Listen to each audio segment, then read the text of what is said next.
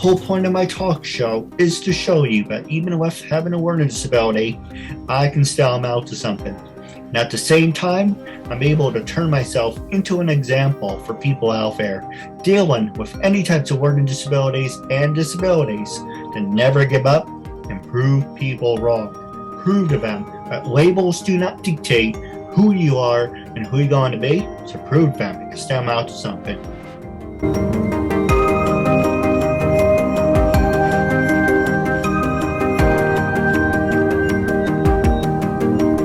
Welcome to 468. I am your host, Keith Andrew, and I'm here with the talented and beautiful Erica Larose. I just want to say thank you for being a guest on my talk show.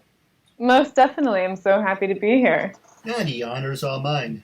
Now, for people who want to know what my talk show is about, the whole point of my talk show is to show people that even with having a learning disability, I can still amount to something. And at the same time, I'm able to turn myself into an example for people out there dealing with any types of learning disabilities and disabilities to never give up and prove people wrong. Prove to them that labels do not dictate who you are and who you're going to be. You should prove to them they can break the labels. That being said, half hour, 37 minutes every time. You can say whatever you want, keep it PG, and make it rated R, whatever you want to do. Good. All the episodes are different, but with that being said, what can you tell us about yourself? Well, first of all, I think your show is extremely inspiring. Congratulations on what number am I? 468. 468. Yes. Okay. Cool. That's exciting. So about me, I'm an actor, writer, producer. That is what I'm doing right now. I grew up doing modeling, playing the piano, and dancing.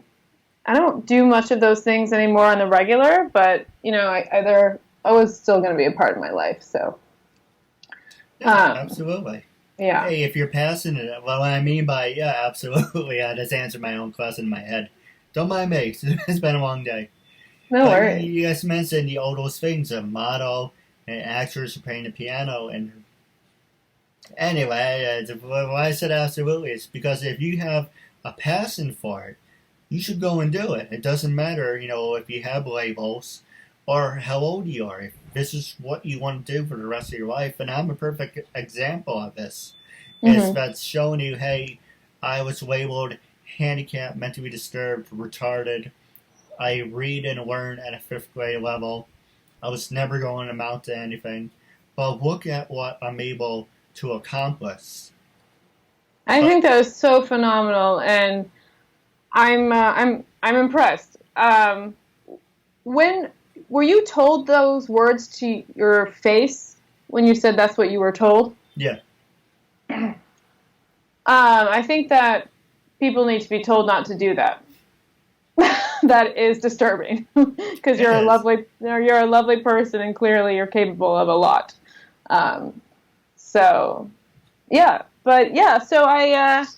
don't like to put any limits on anything. And I used to do that. I used to put limits on myself to a fault. I always thought, even in my late teens, that I was too old to start something new, and I was too this and too that, and I've realized it's actually quite the opposite. And you can start anything any day you want. No, I agree. And for an example, I guess we do have a lot in common because I use the same analogy because I call it the boomerang. I keep coming up with different sayings like, the glass ceiling or the leash. But one of the other ones I came up with is the boomerang.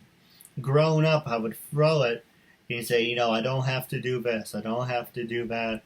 I weasel my way out of certain things. Like I don't have to take certain tests. I have a disability, blah, blah, blah.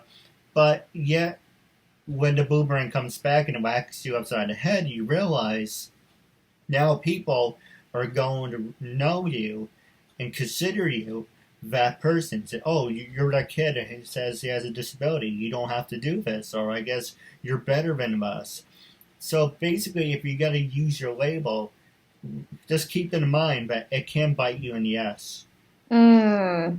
Mm-hmm. You can't have it both ways. You're saying, okay, you have a disability, you got to use it, but at the same time, if you're going to use it, don't get defensive when someone brings it to your attention. But if I made it, you're basically setting yourself up. Have you felt like in your earlier stages of pursuing your show and everything, did you feel that you were getting offended ever? Not really. I had a lot of criticism saying, you're a con artist, or you're not really saying who you're supposed to be.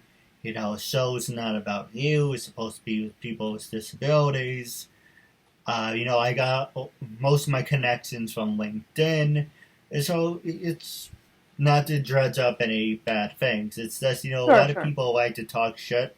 but at the same time, it's kind of like, what's the point? Right. What's the point of, what do you mean, what's the point?